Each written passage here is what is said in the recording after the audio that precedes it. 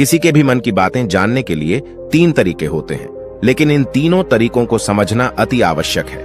यदि आप इन 3 तरीकों को समझ लेते हैं तो आप किसी के भी मन की बातें बड़ी ही आसानी से जान सकते हैं। बहुत समय पहले की बात है। एक छोटा सा गांव था। उस गांव में 2 भाई रहा करते थे। बड़ा भाई अंधा था और इसलिए वह हमेशा घर पर ही बैठा रहता था और छोटा भाई खेती किया करता था। लेकिन खेतों में अत्यधिक जानवर आने से पूरी फसलें नष्ट हो जाती थीं, जिनके कारण छोटा भाई बहुत ही ज्यादा परेशान हो चुका था। एक दिन उसे एक तरकीब सूझी। उसने सोचा, खेतों में से इन जानवरों को भगाने के लिए क्यों ना मैं अपने बड़े भाई की मदद ले लूं।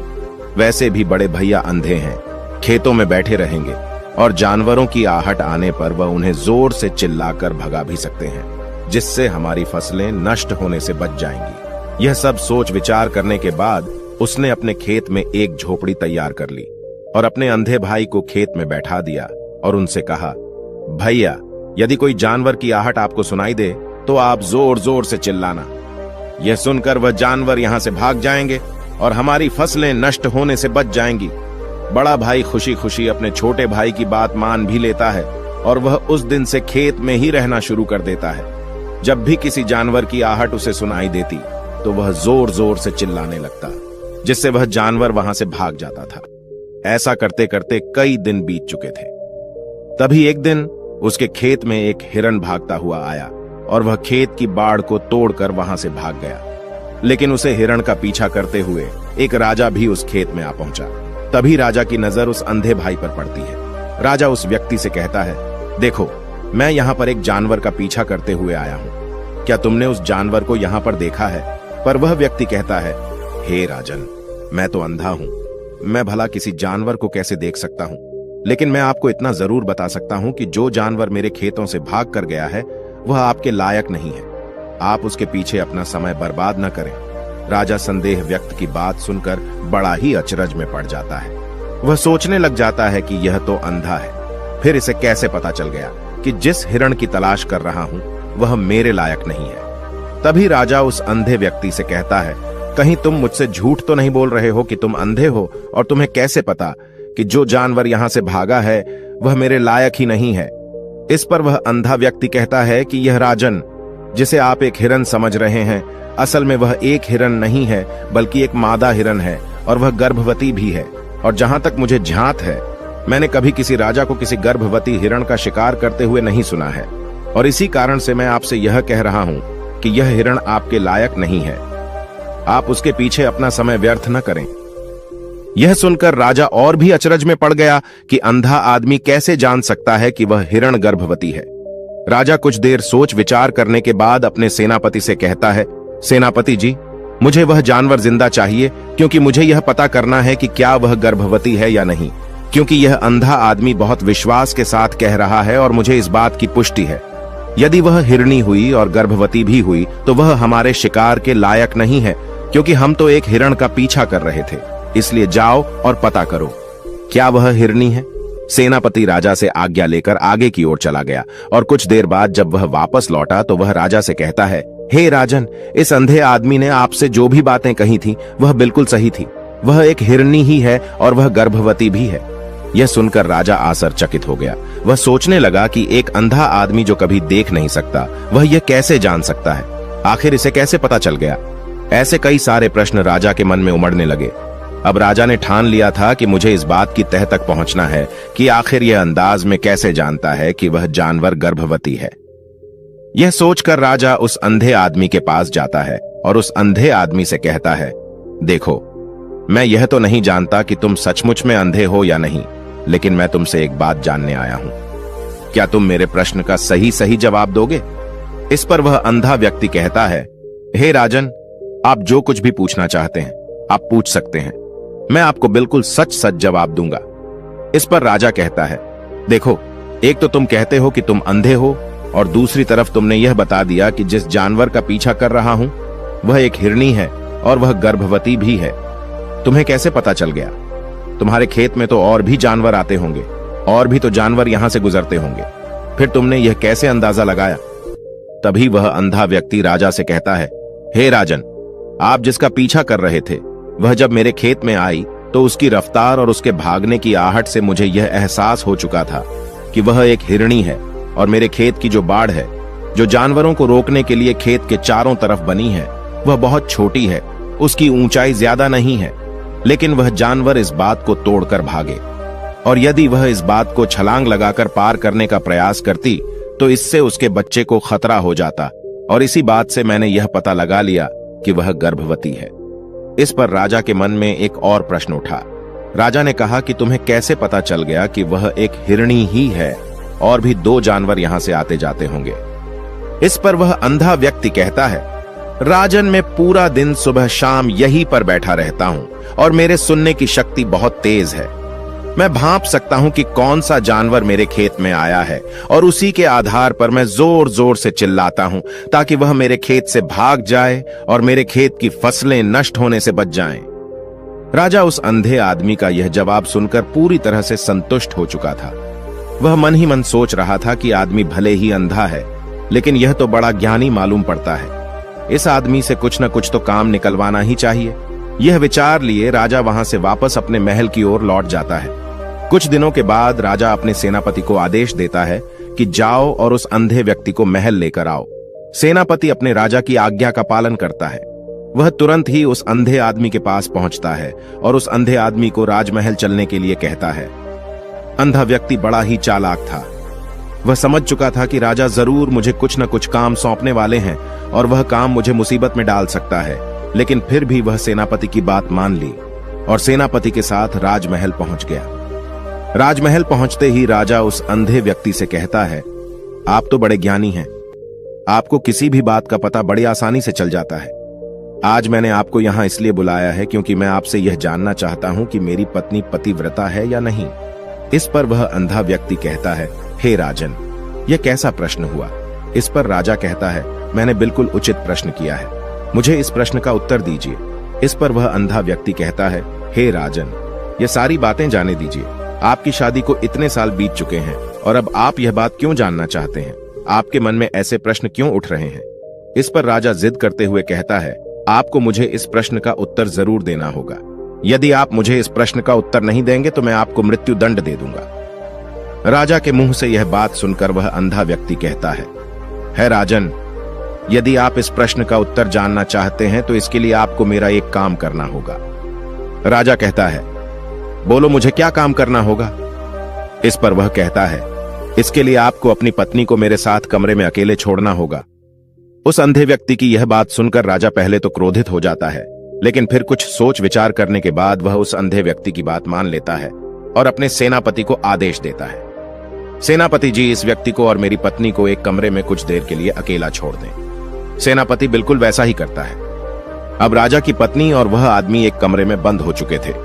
तभी आदमी राजा की पत्नी से कहता है, रानी, मैं आपको छूना चाहता हूं। इस बात पर रानी अत्यधिक क्रोधित हो जाती है और उस अंधे व्यक्ति को पकड़ पकड़कर पीटने लगती है, कभी हाथों से तो कभी लातों से तो कभी पटक पटक कर। इस तरह उसने अंधे आदमी की बहुत पिटाई की।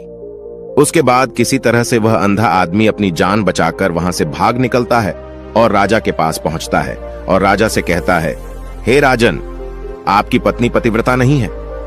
यह बात सुनकर राजा अत्यधिक क्रोधित हो उठता है और राजा अपनी तलवार म्यान से निकालकर सीधा अपनी पत्नी की ओर जाता है।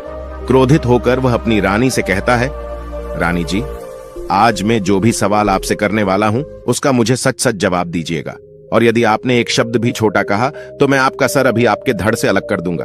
आगे राजा कहता है, मुझे बताइए, आप पतिव्रता हैं या नहीं? इस बार रानी कहती है, हे राजन, आप भले मुझे जान से मरवा दें, लेकिन आज मैं सच बोलूंगी, मैं पतिव्रता नहीं हूं। राजा ये बात सुनकर बहुत ही दुखी और निराश हो जाता है। उस अंधे आदमी ने जो भी कहा था वह बिल्कुल सच कहा था। यह बात सुनकर तुरंत ही राजा उस अंधे आदमी के पास पहुंचता है और आकर उस अंधे आदमी से कहता है, तुम्हें कैसे पता चला कि मेरी पत्नी पतिव्रता नहीं है? अंधा आदमी कहता है, हे राजन, बड़ी सीधी सी बात है, मैंने तो आपकी पत्नी से बस इतना ही कहा था कि मुझे आपको छूना है। और इस बात पर वह इतना क्रोधित उठी कि उन्होंने गुस्से में आकर मुझे लात घूंसों से पीटना शुरू कर, और भला कोई औरत किसी और मर्द को कैसे छू सकती है? लेकिन उन्होंने न आव देखा न ताव, बस लात घूंसों से मुझ पर बरसना शुरू कर दी। और एक पतिव्रता नारी कभी भी पराये मर्द को नहीं छूती। जब मैंने उनसे छूने के लिए कहा था तो वह उस वक्त मुझे मना कर सकती थी, लेकिन उन्होंने तो मुझे पीटना शुरू कर दिया और देखते ही देखते उन्होंने मेरे पूरे शरीर को छू लिया। अब आप ही बताइए, ऐसी स्त्री भला पतिव्रता कैसे हो सकती है? इस बात पर राजा कहता है, तुम तो बड़े ज्ञानी मालूम पड़ते हो, तुम्हारी बात बिल्कुल सही है। चलो तुम मेरे एक और प्रश्न का जवाब दो। तुमने मुझे इस प्रश्न का सही जवाब दे दिया तो मैं तुम्हें यहां से जाने दूंगा। राजा उस अंधे आदमी से कहता है कि तुम मुझे बताओ, क्या मैं सच में अपने पिताजी का ही बेटा हूं या फिर किसी और का? इस पर अंधा आदमी कहता है, हे राजन, इस बात से आपको क्या लेना देना, आप किसी की भी औलाद हो। आखिर आप इस राज्य के राजा ही, इसलिए इस प्रश्न को जाने दीजिए। राजा कहता है, नहीं नहीं, मुझे इस प्रश्न का सही जवाब चाहिए, अन्यथा यह प्रश्न मुझे बहुत परेशान करता रहेगा, इसलिए मैं इसका सही सही जवाब आपसे जानना चाहता हूं। यदि तुम इसका सही सही जवाब दे देते हो तो तुम यहां से जा सकते हो। इस पर वह आदमी कहता है, इसके लिए तो मुझे आपकी मां के पास भी जाने की आवश्यकता नहीं है। मैं आपको अभी भी यह बता सकता हूं कि आप किसकी औलाद हैं, लेकिन उससे पहले मैं चाहता हूं कि आप मुझसे वादा करें कि आप मुझ पर क्रोध नहीं करेंगे। राजा ने कहा, मैं तुमसे वादा करता हूं, मैं तुम पर क्रोध नहीं करूंगा। उसके बाद वह अंधा आदमी राजा से कहता है, राजन राजन, आप तो अपने ही पिता के पुत्र, लेकिन आप पर एक कंजूस सेठ की छाया पड़ी हुई है। यह सुनकर राजा बहुत ही क्रोधित हो उठा और वह तुरंत तलवार निकालकर अपनी मां के पास पहुंच जाता है। वहां पर पहुंचने के बाद अपनी मां से कहता है, मां मुझे सच सच बताइए, क्या मैं अपने ही पिता का पुत्र हूं या नहीं? यदि आपने मुझे सही सही नहीं बताया तो मैं यहीं पर प्राण त्याग दूंगा। मुझे बताओ क्या सच है? इस पर उस राजा की मां कहती है, बेटा तू है तो अपने ही पिता का पुत्र, लेकिन तुम्हारे ऊपर एक कंजूस सेठ की छाया पड़ी हुई है। जब मैं एक बार नहाने के बाद अपना मुंह आईने में देख रही थी, तभी उस कांच के पीछे मुझे एक कंजूस सेठ नजर आता है और उसी की छाया तुम पर पड़ चुकी है।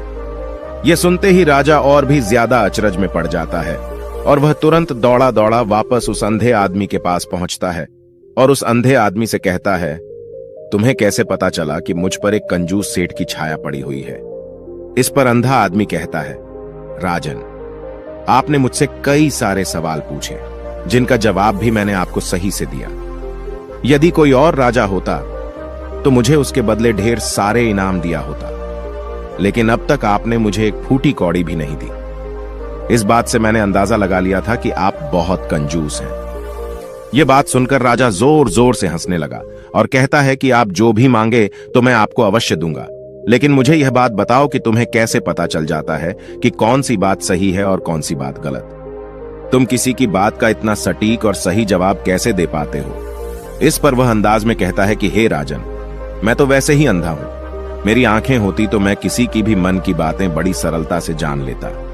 मन की भी एक भाषा होती है और यह भाषा मनुष्य के शरीर के व्यवहार के रूप में देखी जा सकती है। उसकी आंखों से, उसके होठों से, उसकी दान करने के तरीकों से, उसकी क्रियाओं से यह पता किया जा सकता है कि उसके मन में क्या चल रहा है। उसके आधार पर हम किसी के भी मन की बातें जान सकते हैं, लेकिन मैं तो जन्म से ही अंधाज हूं, मैं देख नहीं सकता, इसीलिए मैं क्रियाओं से देखता हूं। यदि मुझे कोई बात जाननी होती है तो अगले आदमी को मुझे कुछ काम देना पड़ता है, जिस पर वह व्यक्ति किस तरीके से उस काम को करता है, उसके आधार पर ही मैं यह पता लगा पाता हूं कि आखिर उसके मन में क्या चल रहा है। तभी वह राजा कहता है, तो इसका अर्थ यह हुआ कि मैं भी किसी के भी मन की बातें जान सकता हूं। इस पर वह अंधा आदमी कहता है कि हे राजन, अवश्य, किंतु उससे पहले आपको अपने ऊपर काम करना होगा और वह अपने मन को शांत करना, अपने मन को वर्तमान में लाना, जिसके लिए मैं आज आपको 3 तरीके बताने वाला हूं। और ये तीनों ही तरीके बड़े ही आसान हैं और सरल हैं, किंतु हे राजन, उससे पहले आपको एक काम करना होगा, अपने मन को एकाग्र करना होगा।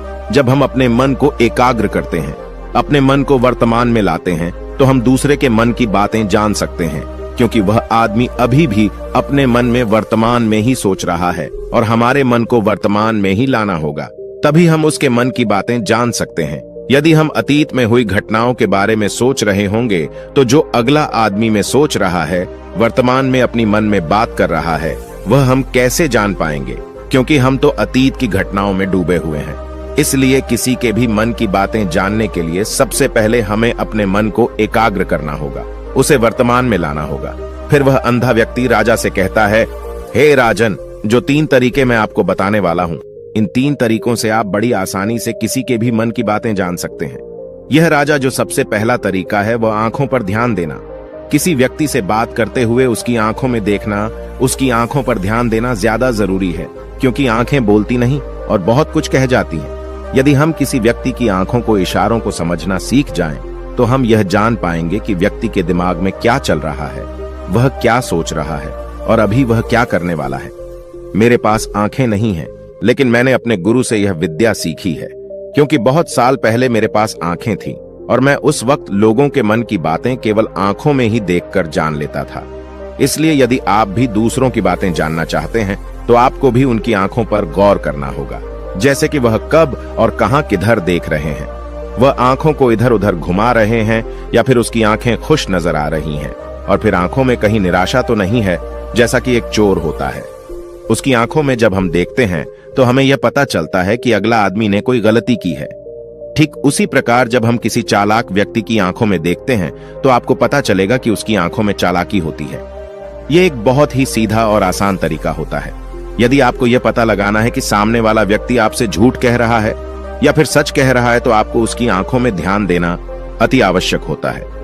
यदि आपसे बात करते वह व्यक्ति अपनी आंखें इधर उधर घुमा रहा है या ऊपर नीचे, इधर उधर दाएं बाएं रहा है, तो इसका अर्थ यह हुआ कि वह इस बात से निकलने का कोई रास्ता ढूंढ रहा है, वह कोई झूठ बना रहा है। यदि सामने वाला व्यक्ति आपसे झूठ कहने का प्रयास कर रहा है तो वह आपसे नजर नहीं मिला पाएगा। ठीक उसी प्रकार दूसरे तरीके में हम चेहरे को पढ़ना सीखते हैं, क्योंकि चेहरे के हाव भाव होते हैं जिससे हम मन की बातें बड़ी आसानी से समझ सकते हैं, और इन्हें भी समझना बहुत जरूरी है। कभी कभी कोई व्यक्ति अपने चेहरे से, अपने हाव भाव से बहुत कुछ अलग अलग व्यवहार करता है। यदि आप किसी व्यक्ति के चेहरे में गौर करेंगे तो आप आसानी से समझ पाएंगे कि व्यक्ति निराश है या बहुत उदास है, या फिर वह बहुत खुश है, या फिर उसे कोई बड़ा दुख है तो अपने अंदर क्या महसूस कर रहा है। ये सारी बातें हम उसके चेहरे के हाव भाव से पता कर सकती हैं।